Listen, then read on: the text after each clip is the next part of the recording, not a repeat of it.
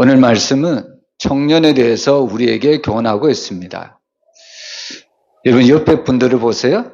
오늘 이 예배에 청년이 과연 몇 명 참석했습니까? 숫자로 보면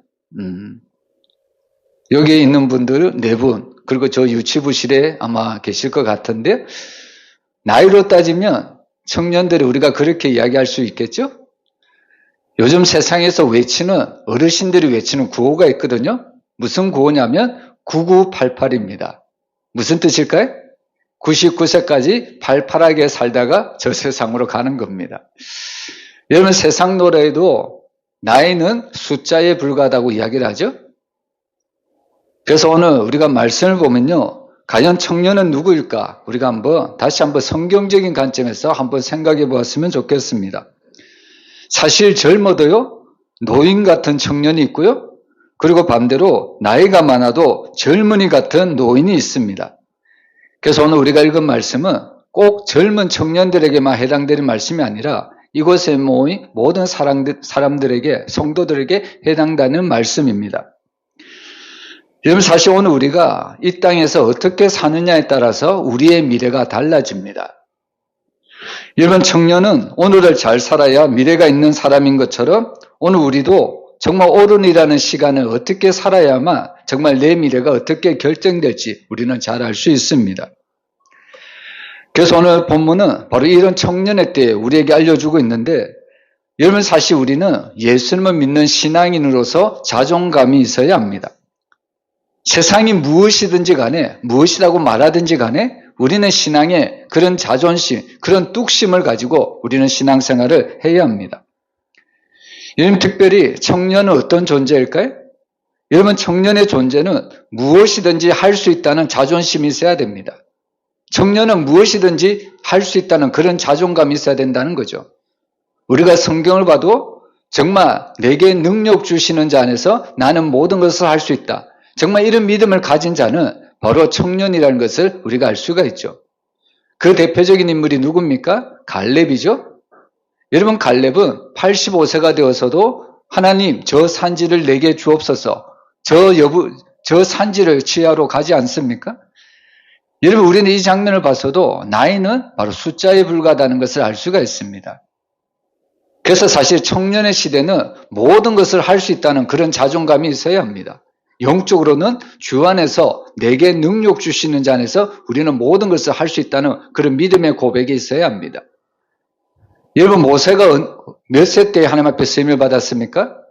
바로 그는 80세에, 어떻게 보면 세상적으로 보면 초라한 노인 때에 아무것도 할 수 없다고 그렇게 이야기할 때에 하나님은 그를 부르시고 그를 바로 애굽에서 바로 출애굽시키는 위대한 사명을 주셨던 것을 우리가 알 수 있습니다.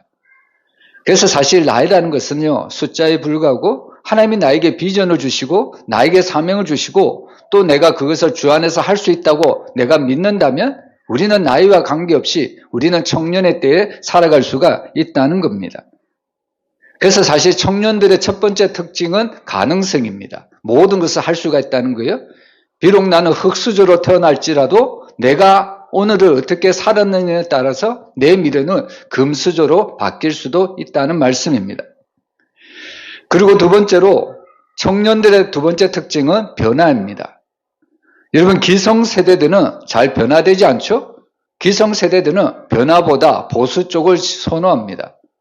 근데 대부분 진보 쪽을 원하는 세대는 바로 이런 기성세대가 아니라 청년들인 것을 볼 수가 있습니다.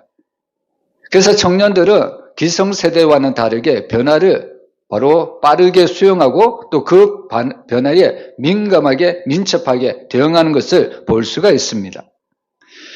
그래서 오늘 우리가 읽었던 성경 9절과 10절을 보면요, 청년이여 내 어린 때를 즐거워하며 내 청년의 날들을 마음에 기뻐하여 마음에 원하는 길들과 내 눈이 보는 대로 행하라. 모든 것을 행하라는 거죠. 그러나 하나님이 이 모든 일로 말미암아 너를 심판하실 줄 알라. 그런즉 근심이 내 마음에서 떠나게 하며 악이 내 몸에서 물러가게 하라. 어릴 때와 검은 머리의 시절이 다 헛되다고 이야기를 하고 있습니다. 여러분 오늘 첫 번째로 전도자는 청년은 그 젊은 시절에 모든 것을 다 할 수 있다고 이야기를 합니다. 여러분, 이렇게 말한 전도자는 자기가 젊었을 때 모든 것을 다 해보았던 사람입니다. 모든 것을 다 누려보았다는 거예요. 근데 전도자는 이제 나이가 들어서 젊은 청년을 바라보면서 한 가지 귀한 권고를 하고 있습니다. 그것은 뭐냐면 이 청년들이 젊었을 때 한 그 일들 때문에 바로 하나님 앞에 심판을 받을 수 있다는 것을 우리에게 경고를 하고 있다는 겁니다. 그래서 여러분, 우리가 청년의 때에 우리의 미래가 성공하고요, 그리고 우리의 미래가 소망하는 미래를 갖기 위해서는 어떻게 해야 될지 전도자는 청년들에게 교훈을 주고 있습니다. 바로 청년들에게 그들의 미래에 소망을 주기 위해서는, 또 그들의 소망을 가지기 위해서는 바로 12장 1절에 보면 바로 너는 청년의 때에 너의 창조주를 기억하라고 이야기를 합니다. 여러분, 이것이 오늘 우리가 본문을 통해서 정말 하나님의 말씀이 우리에게 주는 교훈을 우리가 귀담아 들을 필요가 있다는 말씀입니다. 오늘 우리는 창조주를 기억하라는 이 말씀을 통해서 두 가지로 한번 나누어 보도록 하겠습니다. 여러분, 첫 번째로 창조주를 기억하라는 것은 우리 자신이 부족하다는 것을 깨닫는 사람이 바로 하나님을 창조주를 기억한다는 이야기입니다. 여러분, 사람이란 존재는 어떤 존재입니까? 완전한 존재일까요? 그렇지 않죠? 사람이란 존재는 모두 다 불완전한 존재입니다. 거기에 비해서 하나님은 어떤 존재일까요? 하나님은 창조자이십니다. 하나님은 무에서 유를 창조하신 분입니다. 그리고 심지어 하나님은 우리가 창세기 1장 1절 통해서 봤지만 온 세상이 흑암으로 덮여 있었을 때 그때에도 하나님은 스스로 홀로 계신 분이었습니다. 그래서 사람이란 존재는 불완전한 존재이지만 하나님이라는 그 창조자는 완전한 존재라는 것을 우리가 인식을 하며 살아가야 된다는 겁니다. 그래서 창조자는 모든 것을 할 수가 있죠. 근데 반대로 피조물인 인간은 모든 것을 할 수가 없습니다. 모든 것을 할 수 없다는 것은 바로 피조물인 인간은 부족하다는 이야기입니다. 여러분, 옛날에 이 페르시아의 나그네가 여행을 하다가 사막에서 한 음성을 듣습니다. 내가 북쪽으로 2km만 더 올라가면 오아시스를 만나게 될 것이다. 그 오아시스를 만나면 물과 함께 자갈이 있는데 될 수 있는 한 이 자갈을 몸에 많이 지니고 잠을 자라고 그 하늘에서 소리가 들립니다. 이 소리대로 이 나그네가 여행을 하다가 그 오아시스를 만납니다. 그리고 오아시스의 주변에 많은 자갈이 있는 것을 발견합니다. 그리고 이 나그네는 이 하늘에서 들린 소리대로 할 수만 있으면 많은 자갈들을 몸 안에 두고 잠을 청하기 시작합니다. 근데 여러분, 한번 생각해 보세요. 여러분, 그 강야에서, 그 사막에서 정말로 힘든 상황이잖아요. 힘든 환경이잖아요. 그런데 그런 환경에서도 몸에 많은 돌을 몸 안에 두고 잠을 잔다. 쉬운 일이 아니겠죠? 그래서 나그네는 이 잠을 자는데 너무나도 이 돌이 방해가 되니까 하나씩 자신의 몸 안에 있는 돌을 제거해 버립니다. 그런데 이 나그네가 잠을 자고 나서 깜짝 놀라는 일이 발생하는데 그것이 뭐냐면 자기가 몸속에 두고 잤던 그 자갈이 아침에 일어나 보니 무엇으로 변했냐면 황금으로 변했다는 겁니다. 그때 이 나그네는 너무나도 슬퍼서 한탄하는 거죠. 내가 하늘에서 들린 음성대로 할 수만 있으면 부족해도 힘들어도 그 자갈을 많이 몸에 두고 잘 것. 그런데 깨어나 보니 그 자갈을 거의 다 버렸잖아요. 그래서 그것 때문에 나그네가 한탄했다는 그런 이야기가 있습니다. 여러분, 우리가 살아가는 인생에 기쁨이 많을까요? 슬픔이 많을까요? 여러분들 인생은 지금까지 어떻게 걸어왔습니까? 기쁜 일이 많았습니까? 슬픈 일이 많았습니까? 이런 질문한다면 대부분 기쁜 일보다는 슬픈 일이 더 많았다고 고백을 할 겁니다. 여러분, 만약에 우리가 어느 동네에 땅값이 오른다고 우리가 미리 알았다면 여러분들 어떻게 하시겠습니까? 가능하면 모든 재산을 팔아서 그 땅을 사려고 하지 않을까요? 근데 우리가 후회하고 땅을 치는 이유가 뭡니까? 그것을 모르기 때문에 이미 버스가 지나간 다음에 손을 흔드는 격이라는 거죠. 우리는 이것을 통해서 무엇을 알 수 있냐면요, 사람이 완전한 존재인 것 같지만 사람은 여전히 창조주 하나님에 비해서 부족한 존재라는 것을 우리가 깨달아야 합니다. 여러분 사실 우리가 모든 것을 다 알며 우리는 어떤 존재일까요? 창조주겠죠? 그러나 사람은 그런 존재가 아닙니다. 근데 문제는 뭐냐면 인간이란 존재는 이처럼 부족한데 사람들은 자기의 부족함을 잘 드러내지 않습니다. 자기의 연약함, 자기의 실수를 인정하지 않으려고 한다는 겁니다.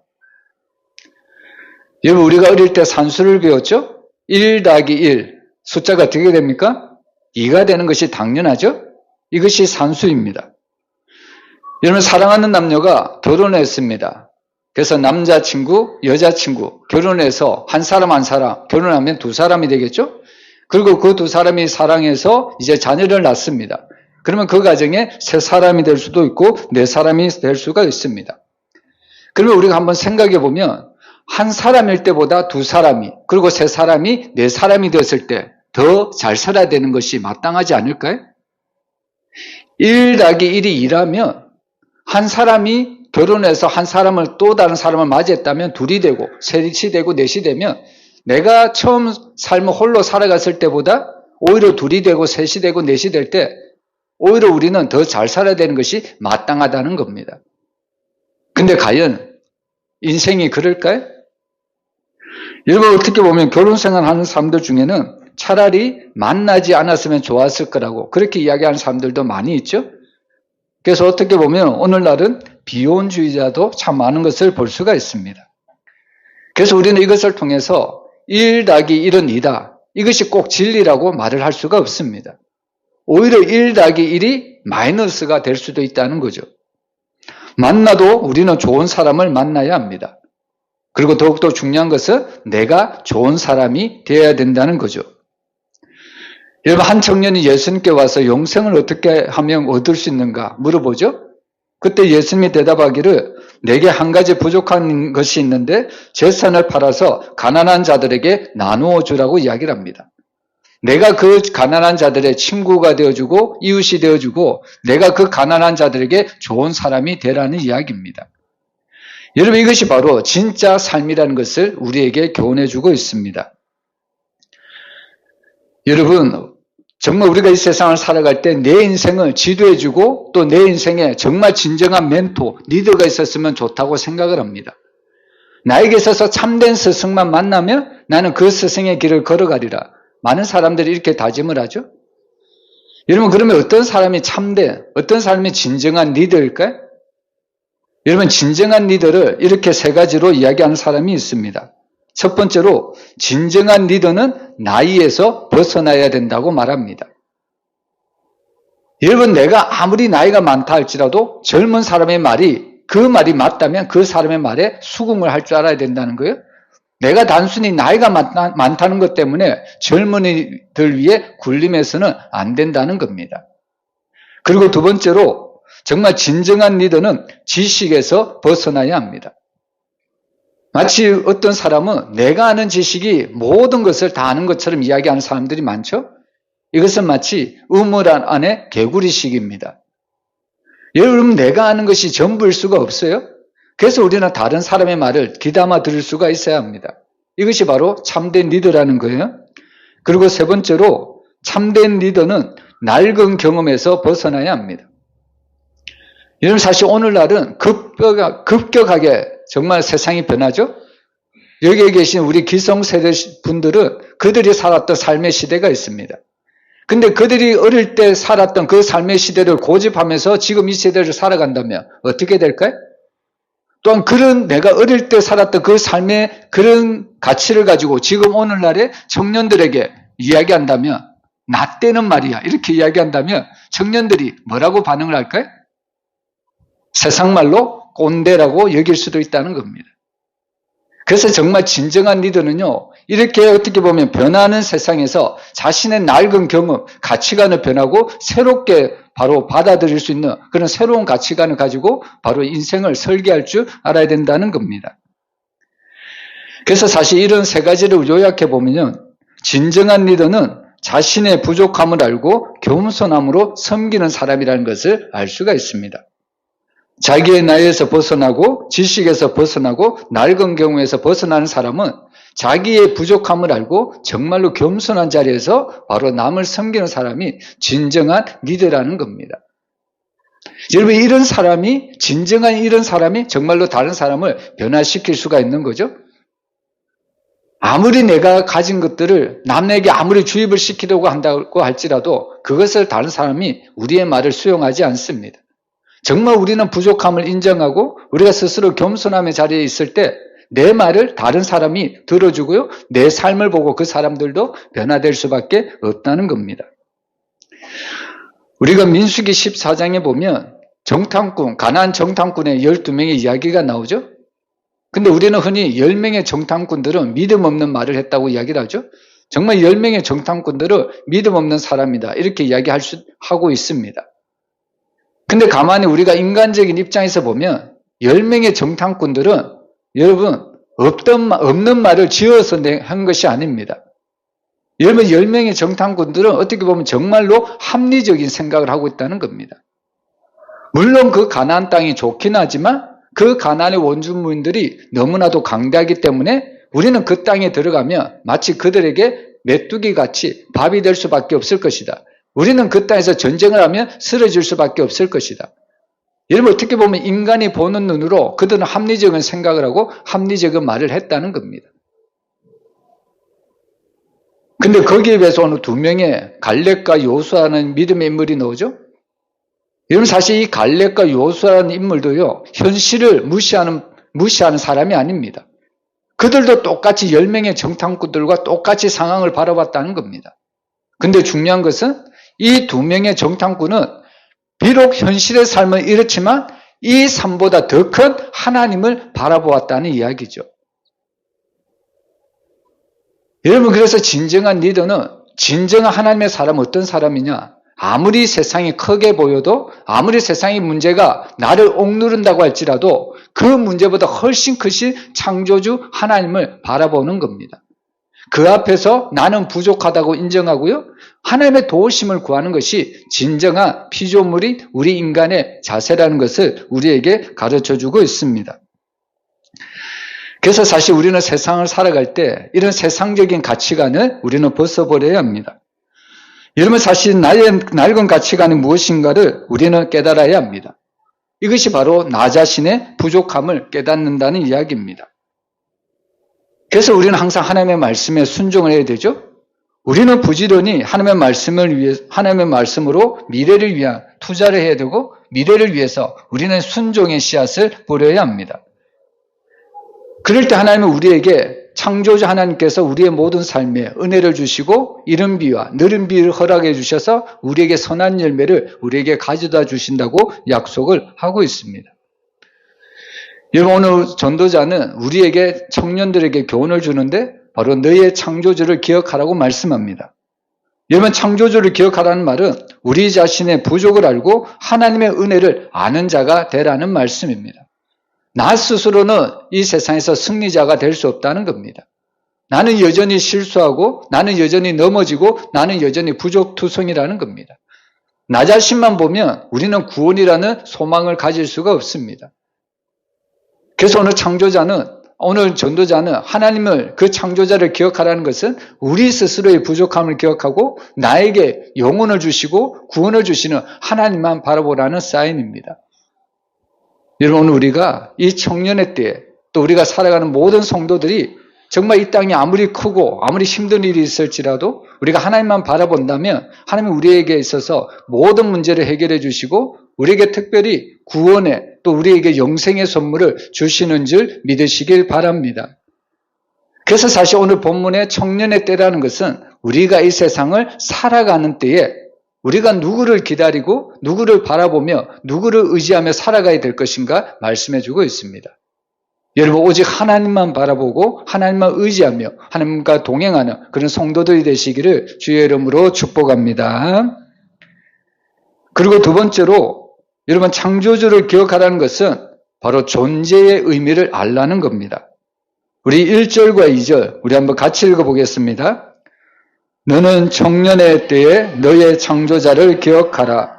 곧 공고한 날이 이르기 전에 나는 아무 낙이 없다고 할 해들이 가깝기 전에, 해와 빛과 달과 별들이 어둡기 전에, 비 뒤에 구름이 다시 일어나기 전에 그리하라. 오늘 전도자는 언제 기억하라고 말씀합니까? 오늘 1절과 2절을 보면 쉽게 말하면 우리 삶에 캄캄한 어두움이 임하기 전에 바로 하나님 그 창조자를 기억하라고 말씀을 하고 있습니다. 여러분, 우리는 전도서를 통해서 하나님이 우리에게 주신 지혜를 우리가 계속해서 공급받고 있는데요.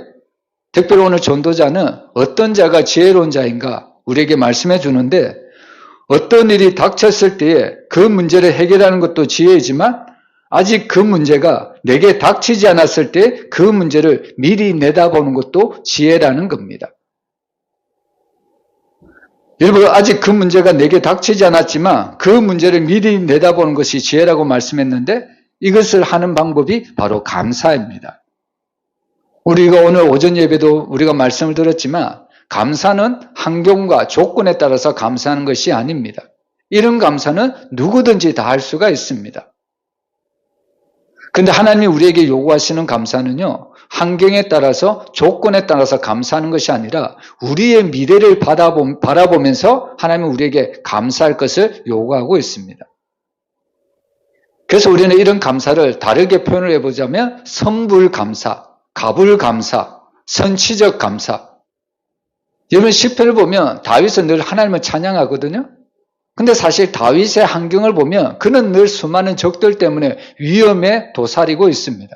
늘 넘어질 수밖에 없고 적들 때문에 자기의 생명도 어떻게 보면 목숨이 경각지간에 달려있을 때가 너무나도 많이 있습니다.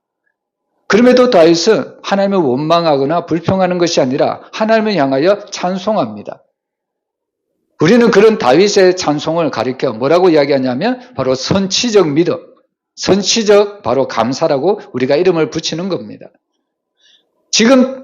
내가 지금 당한 환경은 여전히 힘들고 어렵지만 그러나 하나님께서 나의 기도를 들어주시고 나의 기도에 응답해 주셔서 내 미래는 하나님께서 열어주실 것을 미리 감사하는 겁니다. 이것이 바로 선치적 신앙이고 선치적 믿음이고 선치적 감사라는 겁니다. 여러분, 행복한 삶을 살고 싶습니까? 그리고 내 미래를 안정되게 보장받고 싶으십니까? 그러면 여러분들의 입술을 크게 열어서 감사하시길 바랍니다. 여러분, 세상에도 감사가 만병통치약이라고 이야기를 합니다. 여러분, 세상의 의사들도 어떤 그런 정신적인 병, 우울증이나 공황장애증 이런 환자들을 어떻게 의사들이 치료할 때 제일 먼저 치료하는 방법이 뭐냐면 감사의 조건을 하나씩 찾게 한다고 이야기를 합니다. 여러분, 우울증이나 공황장애에 걸린 사람들 보면요, 너무나도 정신이 다운되어 있기 때문에 감사할 것이 하나도 없습니다. 주변의 사람들이 보면 그 사람들도 가진 것이 어마어마하게도 많은데 오히려 그 사람들은 감사하기보다는 너무나도 불평하고 원망할 때가 많이 있습니다. 여러분, 대부분 세상에 그 우울증이나 공황장애에 걸린 사람들을 보세요. 대부분 그들이 못 사는 사람들일까요? 오히려 그들은 남들이 가지지 못한 것을 가진 사람들이 훨씬 많습니다. 세상에 볼 때는 오히려 그 사람들이 감사해야 되고, 오히려 우리들이 그런 사람들 보면 감사하고 오히려 더 행복하게 살아야 되는데, 오히려 그런 사람들이 우울증에 걸리고 공황장애에 걸리더라는 이야기입니다. 이것을 통해 우리가 알 수 있는 것은 바로 행복이라는 것은, 만족이라는 것은 물질의 유무와 관계가 없습니다. 아무리 나에게 가진 것이 없다고 할지라도 하나님이 나에게 주신 그 은혜를 우리가 깨닫는다면 우리는 감사할 수가 있죠. 그리고 우리가 감사하면 하나님이 우리의 감사를 들으시고 우리의 삶의 지경을 하나씩 열어주신다는 말씀입니다. 그래서 오늘 우리가 세상을 살아가는 참된 지혜는 뭐냐면, 우리에게 닥친 문제를 해결하는 것도 지혜지만 더 큰 지혜는 아직 우리에게 이르지 아니한 그 큰 문제를 우리가 미리 이 땅에서 감사함으로 우리가 그 문제를 해결해 나가는 것이 더욱 중요합니다. 특별히 우리가 세상에서 많은 문제를 만나죠. 그러나 제일 큰 문제는 뭘까요? 우리 영혼의 구원의 문제입니다. 근데 우리는 아직 살아가고 있기 때문에 우리의 구원의 문제가 우리의 삶에 실제적으로 피부적으로 와닿지는 않습니다. 그래서 많은 사람들이 아직 구원은 우리가 논하기에 이르다. 그래서 구원보다는 세상적인 것들에 더 치중하며 달려가는 모습을 우리가 볼 수가 있는 거죠. 근데 이런 자들은 성경이 말하기를 어리석은 사람이라고 이야기를 합니다. 여러분, 그들이 언제 심판받을지, 하나님이 그들을 언제 부를지 아는 사람이 있을까요? 아무도 모른다는 거죠. 그래서 사실 우리에게 있어서 가장 큰 문제는 바로 우리의 영혼의 문제입니다. 근데 그 영혼의 문제가 아직 나에게 닥치지 않았다고 해서 우리가 그것을 안일하게 생각해 본다면 그것처럼 어리석은 사람이 없는 거죠. 그래서 우리는 이 땅을 살아갈 때 가장 귀하게 여겨야 될 것이 뭐냐면 우리의 영혼의 문제를 해결해 나가야 된다는 말씀입니다. 그래서 우리는 이 땅에 있었을 때 우리의 영혼을 구원받기 위해서 우리는 예수를 믿어야 되고 그 예수님의 공로, 예수님의 의만이 우리를 하나님의 나라로 들어갈 수 있는 유일한 조건이 됨을 우리가 믿는 겁니다.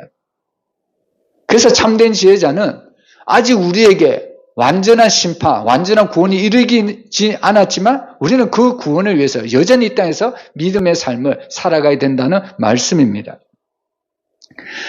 그래서 오늘 특별히 전도자는 보통 구약의 성경을 보면 하나님을 가리켜 여호와 하나님이라고 이야기를 많이 하는데 오늘 특별히 전도자는 여호와 하나님을 말하기보다 창조주 하나님을 말씀하고 있습니다. 여러분, 전도자가 창조주 하나님이라고 말씀하는 의미는 어떤 의미냐면 바로 내 삶은 하나님께로부터 주어졌고요. 또 앞으로도 하나님께서 나를 만들어 가신다는 의미입니다. 이것을 바로 전도자는 창조자 하나님이라는 의미로 우리에게 가르쳐주고 있습니다. 하나님이 나의 인생을 설계하셨고 그리고 하나님이 나의 인생을 설계한 대로 앞으로도 계속 인도해 주신다는 말씀입니다. 여러분, 하나님은 이 세상을 창조하셨죠? 근데 한번 우리가 가만히 생각해 보면 하나님이 이 세상을 창조하고 이제는 내가 해야 될 일을 다 했다고 하나님이 손을 놓아 버렸다면 과연 이 세상이 어떻게 될까요? 이 세상이 남아있을까요? 하나님이 이 세상을 창조하시고 그대로 손을 놓아 버렸다면 이 세상은 아마도 멸망을 당해도 수백 번은 당했을 겁니다. 우리가 오늘날 우리가 지구의 행성을 봐도요, 이것이 우연히 돌아가는 것이 아니라 아주 질서 있게 돌아가는 것을 볼 수가 있죠. 우리는 이런 자연의 질서 소개를 통해서도 하나님의 세상을 창조하실 뿐만 아니라 여전히 하나님의 능력으로 이 자연 세계를 질서 있게 운행해 가신다는 것을 말씀해 주고 있습니다. 이 말씀을 한마디로 말하면 하나님이 책임지신다는 거예요. 하나님은 만드시고 그냥 손을 놓아버리는 것이 아니라 하나님은 그 만드신 모든 창조물, 모든 피조물에게 책임감을 가지시고 그것을 완전하게 완벽하게 이끌어 가신다는 말씀입니다. 하나님이 만드신 창조물 안에 우리 사람도 포함이 되죠. 그래서 우리는 하나님이 우리 인생을 만드시고 또 우리 인생을 창조하시고 설계하셨다면 하나님이 그 설계한 대로 우리를 반드시 그 완성한 대로 하나님께서 이끌어 가신다는 것을 믿어야 합니다. 그래서 계시록에 하나님을 가리켜 나는 알파와 오메가다 이렇게 이야기를 하죠. 이 말씀의 가장 궁극적인 의미는 하나님이 우리를 만드시고 설계하시고 그리고 그 설계한 대로 우리를 끝까지 하나님께서 인도하신다는 겁니다. 여전히 지금의 나의 모습은 불완전한 것 같고 여전히 나의 모습을 보면 실수가 많고 부족함이 많지만 그러나 여전히 우리의 모습은 여러분 아직 우리의 모습은 공사 중이라는 것을 잊지 말았으면 좋겠습니다. 그러나 마지막에는 이런 공사 중인 우리의 모습이지만 그러나 하나님이 처음에 설계하신 대로 마지막 날에는 하나님이 우리에게 주름이나 흠이나 티가 없이 거룩하게 하나님 앞에 설 정도로 우리를 만들어 주신다는 것을 믿으시길 바랍니다. 그래서 우리는 이 창조주를 기억하라는 말은 하나님이 과연 어떤 분이신가를 우리는 인식하며 살아가야 합니다. 여러분, 창조주 하나님은 세상이 말하는 여러 신들 중에 하나가 아닙니다. 제가 일본에 갔을 때 일본에는 그 일본인들이 자기들이 믿는 신이 800만 우상이 있었다고 이야기를 합니다. 근데 오늘 새벽에 극동방송을 들어보니까 여전히 800만 우상을 섬기고 있다고 이야기를 하더라고요. 여러분, 일본인들은 예수를 전하면 예수를 받아들이기에 어려워하지 않습니다. 왜냐하면 예수도 신들 중에 하나라고 여기기 때문입니다. 그래서 우리가 믿는 예수하고 일본인들이 믿는 예수하고는 전혀 차원이 다른 겁니다. 우리는 예수를 오직 우리의 유일한 구원자로 받아들이지만 일본인들이 여기는 예수는 많은 신들 중에 하나라고 여긴다는 거예요. 그래서 오늘 전도자는 우리에게 너의 청년의 때에 창조주를 기억하라고 말씀합니다. 이 말씀은 우리를 창조하신 하나님, 우리를 설계하신 하나님이 반드시 우리의 마지막까지도 책임져 주신다는 이야기입니다.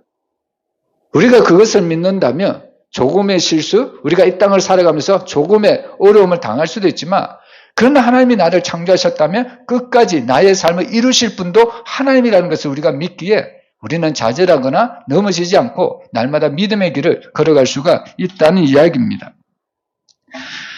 그래서 사실 저와 여러분은 이 세상에 우연히 태어난 사람은 아무도 없습니다. 여러분 흔히 군대에서 사고가 나죠? 오발탄 같은 사고 때문에 어려움을 당할 경우가 종종 있습니다. 우리는 흔히 사람들을 보면서 하나님은 저 사람이 아마 실수로 만들었을 거야. 저 사람들의 나쁜 행동을 보면서 하나님은 아무래도 저 사람을 오발탄으로 만들었을 거야. 그렇게 여기는 사람들이 많이 있는데요. 여러분 그렇지 않습니다. 하나님은 정확한 하나님의 섭리와 계획 속에서 우리를 만드시고 우리를 이 자리에 불러주심을 믿으시길 바랍니다.